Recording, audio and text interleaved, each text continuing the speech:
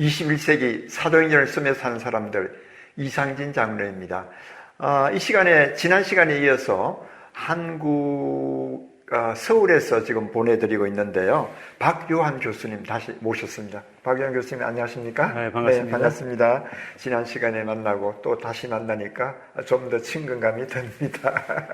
우리 파란만장했던 예수님을 믿었던 그 시기, 젊을 시기, 힘들고 어려운 그 고비들을 잘 넘기시고 지금은 정말 우리 대한민국의 그 기독교계에 특별히 교수 사역을 하시면서 하나님께서 주신 그 귀한 그 일들을 통해서 지금 큰 역사가 지금 막 일어나고 있는 이 시점에서 특별히 제3의 종교개혁으로서의 요한학을 통한 요한 르네상스가 지금 시작되었다라고 하는 K신학을 지금 말씀을 많이 들었습니다.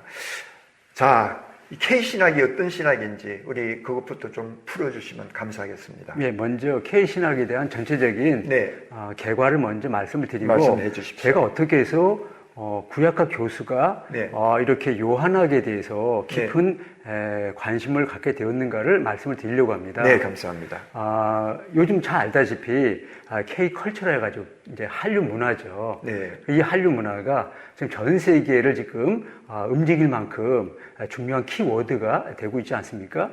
그래서 이제 K 이 팝, K 드라마, K 푸드도 있고요. 푸드, K 무비도 있고 스포츠, K 방산, 그리고 뭐 요즘은 뭐 K 민주주의, 또 K 또 테크놀로지 이런 것이 있는데 선교사님들에 의해서 한국 기독교가 시작되면서 140주년이 됐어요.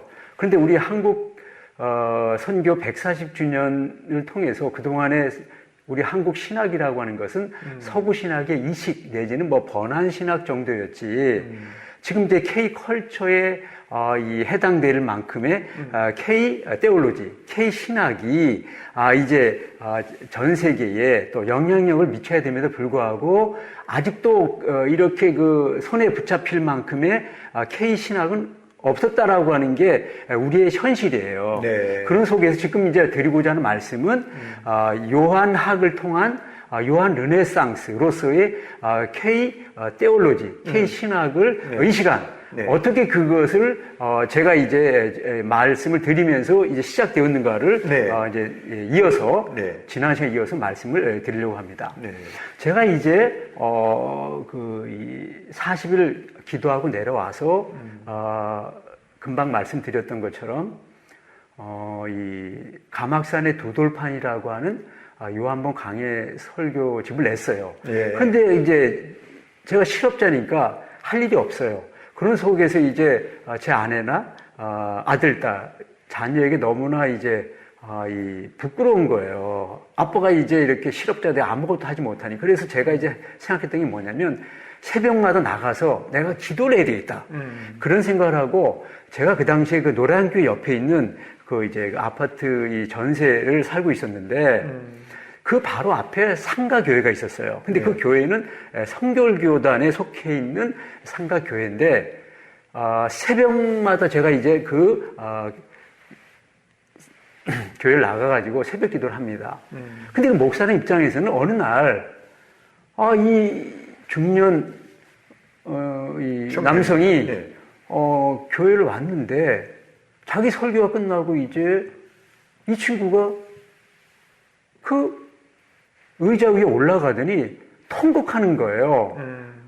근데 그것이 하루 이틀이 아니라 무려 6개월 동안 이 친구가 새벽 기도 나오자마자 예배가 끝나는 대로 통곡하니까 저 친구가 무슨 일이 있는가라고 했을 겁니다. 근데 저는 이제 그 상황에서도 어떤 일을 하게 되는가 하면, 낮에는 할 일이 없으니까 요한복음을 연구하게 되고, 새벽에 나가서 통곡을 하는 거예요, 제가요.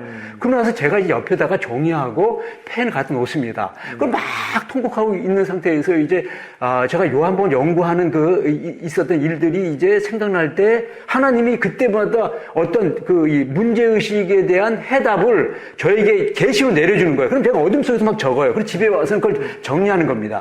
근데 그런 상황에서 어떤 일이 있었는가 하니, 호남신학대학에 강성렬이라고 하는 구약학 교수가 있습니다. 네. 이 교수님이 우리 학교에서 매년 가을에 학술 세미나가 있는데 교수님이 이번에 구약학에 나타난 시간관에 대해서 그러니까 신약학, 그다음에 뭐 자연과학, 혹은 동양학에 나타난 시간관 이렇게 해가지고 여러 명의 여러 저명한 교수를 불러다가 시간에 관련된 학술 세미나를 하는데 제가 이제 그랬어요. 저는 요한복음에 나타난 시간관에 대해서 한번 쓰면 어떻겠습니까? 괜찮다고. 그래서 제가 이제 거기서 요한복음에 나타난 시간관을 갖다가 제가 이제 발표하게 된 거예요. 이제 10월인가 11월까 어가네요.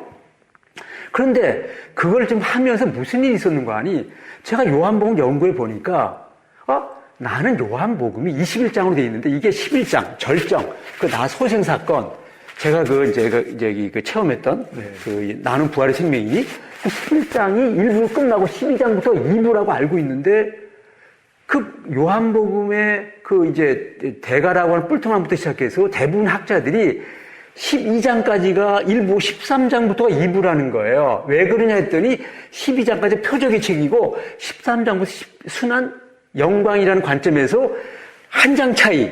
나는 11장까지 1부, 12장부터가 2부인데 대부분의 학자가 12장이 1부, 13장부터 2부라는 그 한 장 차이. 그걸 연구하다가 하나님이 놀라운 깨달음을 주셨어요. 지금까지 요한복음의 구조 한 장 차이에 의해서 요한복음 해석은 전혀 달라진다. 라는 깨닫게 됩니다. 그러면서 이제 2년 반 동안 요한복음을 연구하는 중에 어떤 일이 벌어졌냐면 내가 이렇게 한 학기씩 이제 장신대의 박도영 교수님 또 서울신대의 또 어느 조직신학 교수, 지금 이름 잘 생각 안 나네. 그렇게 해가지고 한 과목씩 이렇게 이제 했다가 마치 이제 실업자 비슷하게 지내다가 안 되겠다.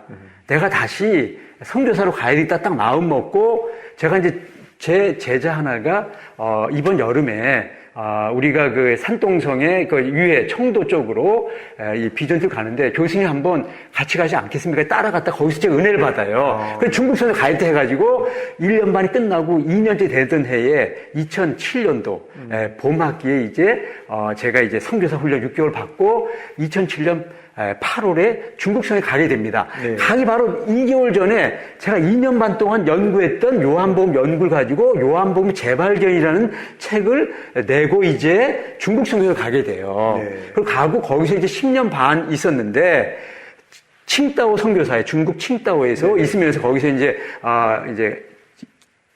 쉽게 말하면 아파트 같은 데서 개척교회를 하면서 시간 날 때마다 여러 중국에 있는 지역에 가서 이제 신학 강의를 하는 식으로 그리고 이제 성경 개관을 해가지고 전체를 갖다 조선족에게 이제 공부한 걸 다 내용을 묶어가지고 성경 개관을 쓰고 그걸 갖다가 중국어로 이제 번역을 해가지고 성경 내기도 하고 하면서 10년 반을 보냈어요. 네. 근데 한국에 2년 반 연구하고 중국에서 5년째 됐을 때에 내가 이제 이 요한복음 연구에 7년 반 또 연구 끝내가지고 지금까지 왜 요한복음의 해석이 빗나갔는가? 그것은 뭐냐면 요한복음이 공간복음, 마테마가 누가처럼 예수님의 일대기를 그린 전기문학으로 지금까지 이 학계에서 알고 있는데 전기문학뿐만 아니라 이거는 계시록과 똑같아요. 요한계 똑같이 묵시문학이다. 묵시문학이라는 게 뭐냐면 지금 밖의 상황에서 신도들이 신앙의 정절을 지키기 위해서 배신하지 않고 신앙을 버리지 않고 신앙을 지키기 위해서 이제 그들을 격려하는 그런 책이잖아요. 그랬을 때에 이 지금 밖의 상황이기 때문에 기독교를 이제 위험을 당하지 않기 위해서는 자기 이름부터 시작해가지고 표현하는 방식이 암호, 비밀로 이렇게 표현하는 거예요. 예를 들어서 로마하면 로마를 갖다가 비판하게 되면 문제가 되니까 로마를 바벨론으로 한다든가 색깔 그리고 짐승 특별히 숫자를 통해 가지고 이제 은유로, 비유로 비밀스럽게 하는 건데 요한복음이 그런 책이라는 거예요. 네. 근데 이걸 갖다 학교에서 몰랐어요. 그래서 제가 7개 상징 코드, 예를 들어 숫자 상징 코드부터 시작해가지고 이제 표적 상징, 말씀 상징, 지리 상징, 절기 상징, 구조 상징, 인물 상징. 그러니까 요한복음 전체가 다 이게 코드로 돼 있어요. 비밀. 그러니까 그 코드 해독해야만이 요한복음이 제대로 해석되는데 이런 그 묵시문학적인 이 표현 방법을 제대로 몰라가지고 요한복음이 제대로 이해가 안 됐고 해석이 다 빗나갔다라는 거예요. 네. 그러니까 뿔트만이 왜 요한복음이 빗나갔는가라고 할 때 제가 3가지 관점에서 비판해요. 첫째는 신학자인 뿔트만은 구약을 잘 모른다는 거예요. 제가 구약 교수로서 창세기, 출애굽기, 에스겔 전공에 3권의 주석을 쓴 사람이에요. 네. 그러니까 구약을 잘 알아야 요한복음이 완전히 구약에 절여져 있는 책인데 구약을 잘 모르기 때문에 해석이 빗나갔다 첫째. 두 번째, 요한복음을 알려면 이게 묵시문학이라고 하는 이 장르를 가지고 있기 때문에 계시록도 같이 연구해야지만이 이 요한복음이 어떤 식으로 이 계시록과 다른가를 알 수 있다는 거지. 그리고 세 번째는 뭐냐면 이 전승이라고 할 때에 지금까지는 주 1세기 내에서 요한 공동체, 베드로, 바울 이런 식으로 있는데 그것이 아니라 솔로몬 이후에 나라가 둘로 나눠져서 이스라엘이요. 북왕국 이스라엘, 남왕국 유다로 나눠졌는데 이것이 예수님 당시 천년이 내려왔어요. 그러면 북쪽에서 산 사람들의 세계관과 남쪽에 산 사람 세계관이 달라요. 그러니까 북쪽 갈릴리의 그 어부 출신인 사도 요한은 바닷속에서 갈릴리 바닷속에서 북왕국 전통, 그게 뭐냐 모세 전통이에요. 모세를 강조하는 전통이고 남쪽에 예루살렘은 성전이 있어요. 성전을 강조한 다윗 전통이에요. 여기는요. 이것을 알아야 마태복음부터 계시록까지 이 모든 이 신약의 책은 먼저 이 사람이 북왕국 갈릴리 모세 전통에 속해 있는 사람이냐 남쪽 예루살렘 다윗 전통에 속해 있는 사람이 그것부터 먼저 얘기를 해야 되는 거예요. 네. 근데 이걸 갖다 모르는 상태에서 신약이 2000년 동안 그냥 해석해 왔기 때문에 삶의 자리가 없는 거예요. 네. 우리에게 당시 한국 사람이냐 일본 사람이냐 아니면 당시 남한 사람이냐 북한 사람이냐 그럼 이게 전부 상고 책이 다 달라요. 그렇죠. 어느 억양도 달라요. 한 가지 얘기하면 한 가지만 예루살렘이라고 번역된 그것이 남쪽 예루살렘은 표준어예요. 그래서 히에루살렘을 발음하는데 북쪽은 방언, 사투리를 쓰는 거예요. 그래서 히에루솔루마를 써요. 그러니까 이 요한복음은 북왕 전통이에요. 그래서 예루살렘을 어떻게 발음하면 히에루솔루마로 발음해요. 요한계시록은 뭐냐면 남쪽 이 다윗 전통이에요. 예루 전통이기 때문에 여기는 시에루살렘을 써요. 근데 예루살렘 번역은 똑같지만 원어로 보면 달라요. 완전히. 이런 걸 모르는 상태에서 지금 해석했기 때문에 요한계시 해석이 완전히 다 빗나갔다는 거예요. 가령 하나님 얘기한 거예요. 한 가지만. 북쪽은 바다니까 바다가 긍정적인 거예요. 여긴 바다가 없어요. 바다는 혼돈과 죽음의 세력이 남쪽에서는요. 전혀 다른 얘기잖아요. 물고기 하면 여기 가장 중요한 얘기인데 남쪽은 물고기를 쓰지도 않아요. 계시록은요. 근데 별을 중요시해요. 왜? 다윗의 별. 남쪽의 그 상징이 우리나라 남쪽은 태극기, 북쪽은 인공기처럼 여기는 별이라고 하는 의미에서 다윗의 나라를 강조하는 게 그림 언어로 다윗의 별이에요. 근데 별을 강조하는 거예요. 근데 북쪽은 별이라는 말을 쓰질 않아요. 요한계시록, 요한복음에는요. 예를 들어서. 근데 그래요. 그래서 이제 2012년도에 제가 이 청도에 있으면서, 칭다오에 있으면서 요한복음 책을, 쿰난 출판사에 이거 갖다가 내서 이게 905쪽짜리.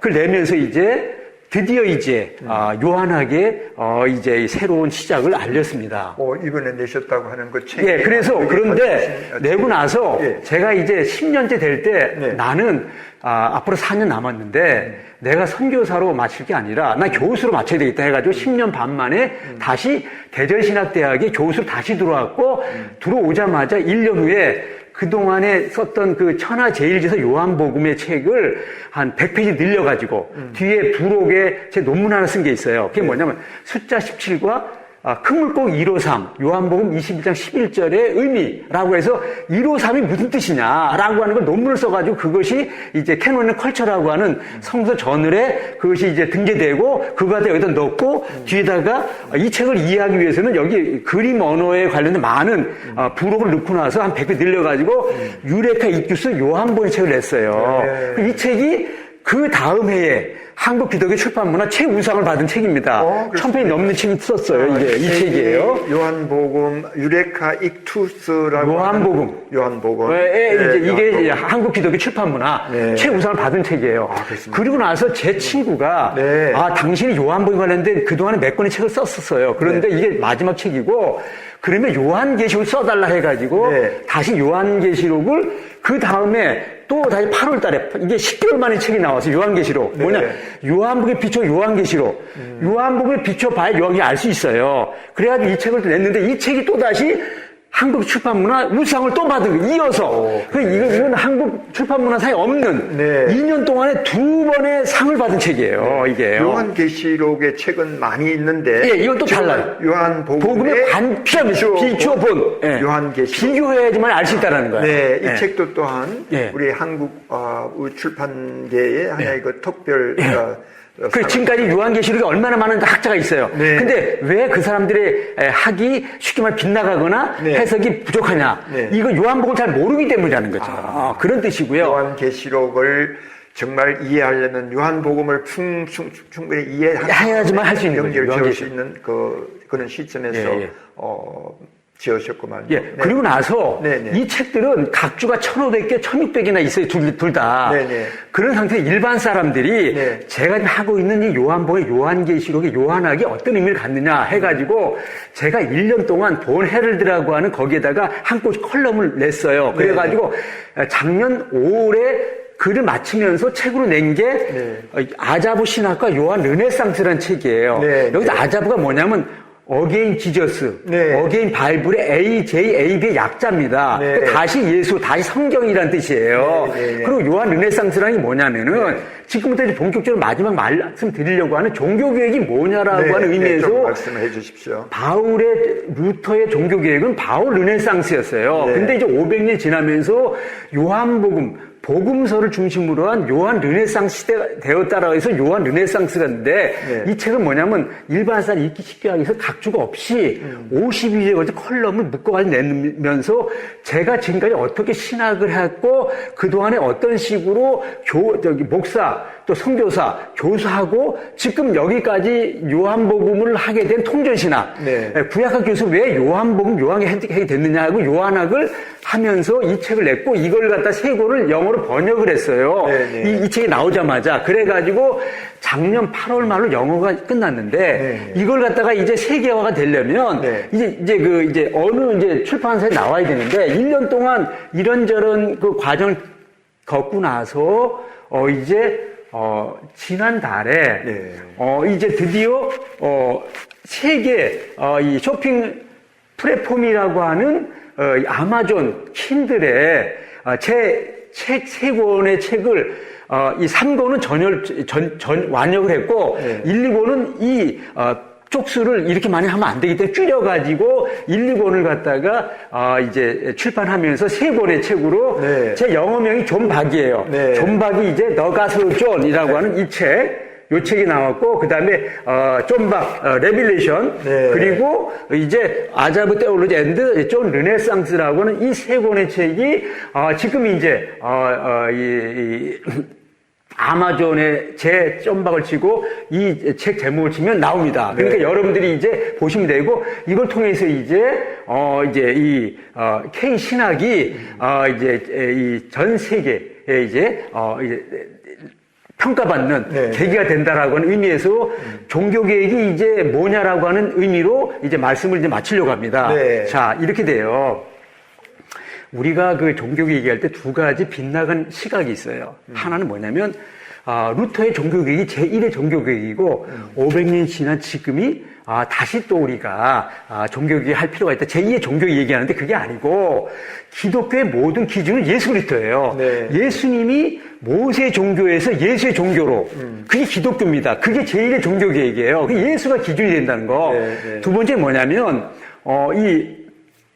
지금이 이 제2의 종교개혁을 할 때 그 사람들의 잘못은 뭐냐면은 이 루터나 켈빈 500년 전에 있었던 그들의 신앙, 영성으로 돌아가자. 그게 아니고 종교개혁은 아드폰테스예요. 그래서 그 이전으로 근으로 돌아간다는 의미에서 루터나 칼빈으로 돌아가는 게 아니고 바울의 이전에 예수께로 돌아가야 된다는 거예요. 그래서 아드폰테스가 예수 돌아가 있는데 예수님은 글을 쓴 게 없어요. 복음서 기자가 썼기 때문에 복음서로 돌아가자. 그런 의미에서 다시 우리가 바울이나 루터로 돌아가는 게 아니에요. 예수께로 돌아가는 거고 복음서로 돌아가는데 복음서의 마지막 책의 완성이 요한복음이기 때문에 요한으로 돌아가자. 그래서 다시 요한 르네상스로 돌아가자는 게 종교개혁이 바른 종교이기 때문에 두 가지 빗나가내서 그러니까 지금 제2가 아니고 제3이라는 것 그리고 루터나 켈빈으로 돌아가는 게 아니고 다시 이 바울 이전의 복음서인 예수 그 핵심 본질에 해당되는 완성이 요한복음인데 요한하고 돌아가자는 의미에서 시각을 바꿔야 된다는 거고 그럼 제1, 제2, 제3의 그 종교개혁을 조금 설명을 하면 이런 거예요. 기독교는 기본적으로 500년 단위마다 한 번씩 개혁과 분열의 역사가 있었다라는 거예요. 그래서 1세기 때에 예수의 종교인 기독교가 나왔는데 이 기독교가 초대교회에서 세 그룹이 있었어요. 셈계, 헬라계, 라틴계가 있었어요. 근데 500년 지날 때에 이 셈계에서 단성론을 주장한 거예요. 그래서 그게 떨어져 나갈 게 콥틱 기독교예요. 그러나서 또 500년 지나면 1054년에 동방교회와 서방교회가 분리돼 나가는데 그 동방교회가 헬라계예요. 그래서 헬라계 떨어져 나가요. 그 라틴계가 남았는데 라틴계가 바로 캐톨릭이에요. 그게 500년 지나면 1517년에 이 라틴계에 속해 있는 이 캐톨릭에서 루터의 종교개혁을 통해 가지고 로만 캐톨릭과 이제 프로테스탄트가 나눠지는 거예요. 그런데 이 나눠질 때에 이 루터가 종교개혁이라는 게 뭐냐면은 바울 서신 가운데 로마서의 재발견이에요. 그 로마서의 재발을 통해서 뭐냐 두 가지로 내려온 얘기가 하나님의 의를 발견했고 그 다음에 십자가 신학을 발견했어요. 그런데 이제 어떤 일이 벌어졌냐면 300년 정도 지났을 때에 서구에서 고고학이 많이 발전하면서 구약에서는 비벨, 바벨 논쟁이 있어요. 비벨. 성경이냐, 바벨론의 그 고고학적인 거냐라는 그 논쟁이 있었는데 그 신학학에서도 논쟁이 있었어요. 뭐냐면은 기독교가 바울의 종교냐, 예수의 종교냐. 왜냐면 지금 개신교가 완전히 바울의 그 신학에 기초한 종교로 바뀌었어요. 그런 상태에서 기독교는 당연히 예수의 종교지 해가지고 그때부터 나온 게 뭐냐면은 역사 예수를 갖다 연구하게 된 거예요. 그래가지고 그럼 역사 예수의 그 사복음서 가운데 첫 번째 가장 그 예수님을 객관적으로 잘 말해준 책이 무슨 책이냐 할 때 첫 번째 복음서인 마가복음이다 해가지고 그 당시까지 마태, 누가, 요한복음이 떴는데 마가는 제일 천대받은 책이었는데 마가가 뜨면서 신데렐라, 마가 르네상스가 시작됐어요. 근데 100년 정도 연구해 보니까 사복음서는 역사의 예수를 객관적으로 보도하는 책이 아니다. 다 자기의 공동체 관점에서 쓴 책이기 때문에 다 똑같은 책이다. 그래가지고 20세기 들어오면서 사복음서의 이제 연구가 어떻게 시작됐냐면 불트만 학자가 공간복음서 전승사를 끝내고 나서 마지막으로 내가 남은 생애 20년 동안 요한복음 연구했으니까 요한복음이 이제 1941년에 나온 거예요. 나왔는데 그래가지고 완전 20세기에 아주 그냥 요한학으로 이제 이 사람이 시작된 거죠. 20세기. 근데 거기에는 무슨 문제가 있냐면 세 가지 이 장애가 있었어요. 불트만이 불리한 게 첫째는 뭐냐면은 6년 후에 쿰란 문서가 나와요. 쿰란 문서가 나오면서 뭐냐면 요한복음이 이 사람은 헬라적 배경 아래 있다 그랬는데 아니고 히브리적 배경 아래, 구약의 유대적 배경 아래 있다라는 게 밝혀져요. 요한복음 첫 번째. 그러니까 해석이 빗나가는 거죠. 두 번째, 컴퓨터가 발견되는 1945년 이후에 나와요. 컴퓨터가 발견되면 뭐냐면 모든 단어가 마태부터 계시록까지 예를 들어서 갈릴리가 몇 번 나오느냐, 진리가 몇 번 나오느냐 이렇게 어떤 단어가 몇 번 나오는 걸 그걸 보면은 이 저자가 묵심락 상황 속에서 어떤 단어를 몇 번 쓰냐에 따라서 완전히 그걸 가지고 말하고 있는 메시지가 있어요. 과연 진리, 요한복음 25번 나와요. 근데 계시록은 안 나옵니다. 한 번도요. 근데 알레데이라는 이 단어가 왜 25번이냐? 북왕국은 모세 전통이고 모세 곱하기 모세는 새 모세다. 그래서 5 곱하기 5는 25다. 그래서 25일 정확하게 쓰는 거예요. 이렇게 해가지고 가장 중요한 게 뭐냐면 십자가 숫자. 십자가 세로와 가로축이 있는데 세로가 뭐냐면 구약이고요. 가로가 신약인데 말씀을 성취한 거예요. 그 구약의 말씀이 율법에 의해서 10이야, 10. 10계명. 신약은 7교회, 7제자 해가지고 이제 럭키 세븐 해가지고 7이에요. 그래서 합치면 17이에요. 근데 바로 요한복음이 자기가 하고 싶은 얘기를 겉으로 때 모르는데 이게 컴퓨터 속에서 갈릴리가 10번 나온다. 부터 시작해서 표적, 영생, 죄, 그 다음에 무슨 1호 3도 마찬가지. 17 곱하기 3 곱하기 3, 3은 부활의 숫자예요. 그러니까 14 곱하기 3 곱하기 3이고, 심지어는 그 절기가 17, 절기, 명절이 10번 나오고, 그래가지고 자기가 하고 싶은 얘기를 17에 담아놔요. 굉장히 중요한 얘기예요. 이런 걸 몰랐는데, 이걸 알아야 왜 요한 1장 1절 17단으로 돼 있어요. 헬라어로요. 엔, 아르게, 호, 로고스, 카이, 홀로, 이렇게 해가지고 17단 나오는, 그걸 학자 전혀 몰랐어요. 그래서 모든 건 다 십자가에서 완성됐는데, 십자가 두 가지 의미가 있어요. 하나는 예수의 십자가, 제자가 져야 할 십자가. 그걸 말한 게 바로 153의 의미다. 그래서 그걸 논문도 제가 넣은 거예요. 그래서 컴퓨터가 나옴으로써 해석에 대한 결정 중요한 얘기가 나오는데 그걸 컴퓨터가 몰랐기 때문에 이미 해볼 수가 없잖아요. 15,922개 단어예요. 요한복음이. 그걸 우리가 어떻게 찾아봐요. 근데 컴퓨터가 다 얘기해 준 거예요. 세 번째는 뭐냐면 전승을 몰랐어요. 아까 얘기했지만 이게 북왕국 전통이냐 남왕국 전통 이걸 알아야 이 사람이 왜 다윗을 이제 요한복음에서는 북왕국 전통이기 때문에 바다가 중요하고 이투수가 중요하고 그다음에 제자로서 네. 이 모세를 중요하게 여기냐. 네. 계시록 같은 남쪽 네. 네? 성전 다윗 강조하는 이걸 몰랐다는 거죠. 네. 그러면서 이제 이 전승을 몰랐기 때문에 해석에 처음부터 끝까지 빗나갔다는 얘기가 제가 얘기고요. 네. 그러면서 이제 뭐냐면 마지막에 이제 결론적으로 이제 K 컬처가 21세기 한국의 이 세계를 향한 이 브랜드가 됐는데 신학이 지난 140년 동안 선교사님들의 그 한글 성경 번역부터 시작하고 우리 근대화를 통해 여기까지 왔는데도 불구하고 신학은 여전히 서구 신학이었는데 드디어 이제 요한학을 통해서 이제 바울 르네상스에서 이제 요한 르네상스가 21세기 제3의 종교개혁의 하나의 이제 아드폰테스고 모토다. 네. 그러면서 작년부터 이제 130 지나면서 제가 이제 요한학을 끝내고 또 영어로 번역했고 이번에 이제 아마존 나오면서 이제 신학이 세계가 되었다라고 네. 하는 말씀을 드리면서 네. 오늘 이렇게 귀한 시간을 네. 마련해 준 거에 감사드립니다. 오늘 정말 박유한 교수님께서 지금까지 그 과정들 속에서 뭐 여러 가지 힘든 과정들도 있었지만 그 과정 속에서 하나님께서 주신 인사이트는 요한 이 복음을 그리고 지금까지 뭐 요한복음에 대한 책들이 많이 나왔고 그다음에 요한계시록에 대한 책도 많이 나왔지만 특별히 요한계시록에서 요한복음을 중심으로 주제로 한 그런 책은 이번이 처음이라는 말씀이 되겠습니다.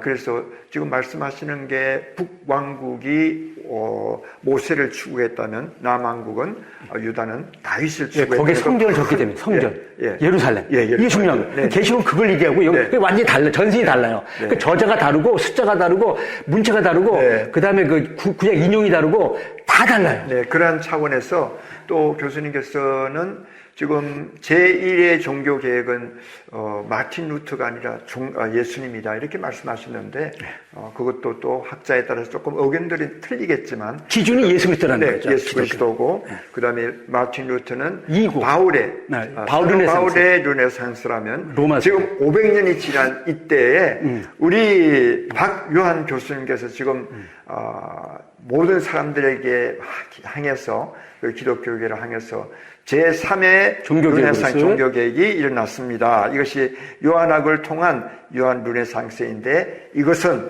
곧 K신학의 하나의 출발점으로 시발점으로 되겠다 하는 그 말씀이에요. 야, 이것은 물론 이제 개인적인 우리 일반적인 평신도들에게는 그렇게 큰 임팩을 영향을 미치지 못하겠지만 그러나 신학을 연구하고 신학계에서는 굉장히 큰 하나의 도전장이 되겠습니다. 우리 한국의 신학뿐만 아니라 열방에 있는 많은 신학자들에게도 큰 반향을 일으킬 K신학 제3의 종교 계획으로서 요한학을 통한 요한 르네상스가 시작되었다는 거, 우리 박요한 교수님을 통해서 오늘 좋은 말씀을 듣고 이것이 좀 더 넓게 전파돼서 K 한국의 신학도로서의 하나의 좋은 설례를 많은 세계 신학자들에게 한번 알리는 좋은 기회가 되면 좋겠다 이렇게 생각이 됩니다. 마지막으로 우리 한 말씀으로 신학자들에게 교계 그리고 우리 또 모든 평신도들을 향해서 마지막 마음속에 가지고 있는 말씀 한 1분 정도로 축소해 가지고 말씀해 주시면 고맙겠습니다. 하나님께서 이제 때가 되어서 한국을 놀랍게 쓰시려고 21세기에 K컬처라고 하는 한류 문화를 전 세계에 지금 이제 전파되는 그런 상황이 있어요. 그런 속에서 우리 교회가 이제 자부심을 가지고 정말 세계에 또 우리 이 복음을 이제 증거해야 될 사명을 가진 우리가 정말 이 긍지 자부심을 가지고 그리고 또 세상 사람 볼 때에 빛과 소금의 역할을 잘 감당을 하기 위해서 좀 더 우리가 하나님 보시기에 정결한 다른 말로 거룩이죠. 교회가 이제 거룩의 모습으로 다시 쓰면서 우리 것이 소중하다. 우리 것이 세계적인 거다. 한국적인 게 세계적이다. 말로만 하는 것이 아니라 컨텐츠를 가지고 있는 이것을 주면서 정말 그렇다라는 거.